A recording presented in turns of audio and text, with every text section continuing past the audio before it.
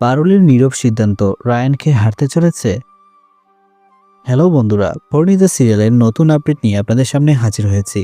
সব সিদ্ধান্ত চিৎকার করে নেওয়া হয় না, কিছু সিদ্ধান্ত নেওয়া হয় নীরবে। আজ পরিণীতায় পারুল চুপ, আর এই চুপ থাকাই রায়ানের সবচেয়ে বড় ভয়। জি বাংলার পরিণীতা সিরিয়ালের যেখানে নীরবতাও সম্পর্ক ভাঙতে পারে। ভোরের আলো ধীরে ধীরে ঘরের ভেতর ঢুকছে।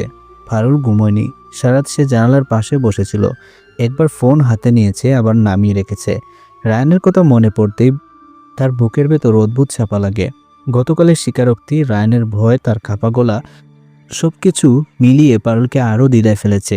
সে নিজেকে প্রশ্ন করে, ভালোবাসে কি সব কষ্ট মুছে দিতে পারে, নাকি কিছু কত সারতে সময় লাগে। সকালে পারুল অফিসে যায়, কিন্তু আজ সে কারোর সঙ্গে কথা বলে না।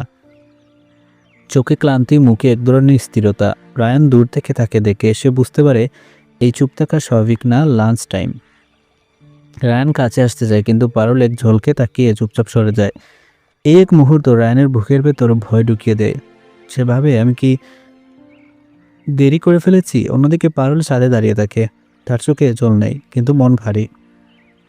সে মনে মনে করে, যখন বিশ্বাস ভেঙেছিল সে কতটা একা ছিল। আজ রায়ান বদলেছে, কিন্তু সেই ভয়টা এখনো বদলে যায়নি। হঠাৎ তার ফোনে মেসেজ আসে।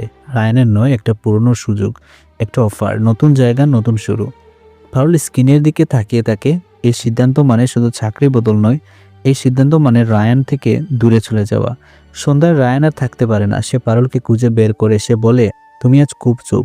পারুল শান্ত গলায় বলে, কখনো কখনো চুপ থাকাই সবচেয়ে পরিষ্কার উত্তর। রায়ান থেমে যায়। এই কথাটা সে শুনতে ভয় পাচ্ছিল। সে বলে, তুমি কি চলে যাওয়ার কথা ভাবছো? পারুল সরাসরি উত্তর দেয় না, সে শুধু বলে, আমি ভাবছি নিজেকে বাঁচানোর কথা। এই কথাটা রায়ানের বুক ছিঁড়ে যায়। সে বলে, আমি কি এতটা ভয়ঙ্কর অতীত? পারুল প্রথমবার চোখ তুলে তাকায়। তার চোখে কষ্ট, কিন্তু ঘৃণা নেই। সে বলে, না রায়ান, তুমি আমার বর্তমান, কিন্তু আমার অতীতটা এখনো আমাকে ধরে রেখেছে। রায়ানা এক ধাপ এগিয়ে সে বলে, আমি তোমাকে আটকে রাখবো না, কিন্তু সত্যি বলছি, তুমি চলে গেলে আমি ভেঙে পড়বো। পারুল চোখ বন্ধ করে। এই কথাটাই তাকে সবচেয়ে দুর্বল করে দেয়। কিছুক্ষণ নীরবতা, তারপর পারুল খুব আস্তে বলে, আমি আজ কোনো সিদ্ধান্ত নিব না, কিন্তু আমি পালাচ্ছিলামও না। রায়ান তাকিয়ে থাকে। এই উত্তর না পাওয়ার উত্তরটাই সবচেয়ে বেশি কষ্ট দেয়। দুজন আলাদা দিকে হাঁটে, কিন্তু দুজনেই জানে এই নীরব সিদ্ধান্ত তাদের সম্পর্কের সবচেয়ে বড় মোড়। তার চোখে দ্বিধা, আর রায়ানের চোখে ভয়। পারুল এখনো যায়নি, কিন্তু সে আর নিশ্চিত নয়। রায়ান এখনো অপেক্ষায়, কিন্তু এই অপেক্ষা তার সবচেয়ে বড় কঠিন পরীক্ষা। এই নীরব সিদ্ধান্ত কি শেষ পর্যন্ত দূরত্ব বাড়াবে, নাকি নীরবতাই ভালোবাসাকে আরও গভীর করবে? পরিণীতা সিরিয়ালে যেখানে একটা সিদ্ধান্ত সব বদলে দিতে পারে। আগামী পর্বে পারুলের এই দোলাচল কোন পথে যাবে? অবশ্যই কমেন্ট করে জানাবেন।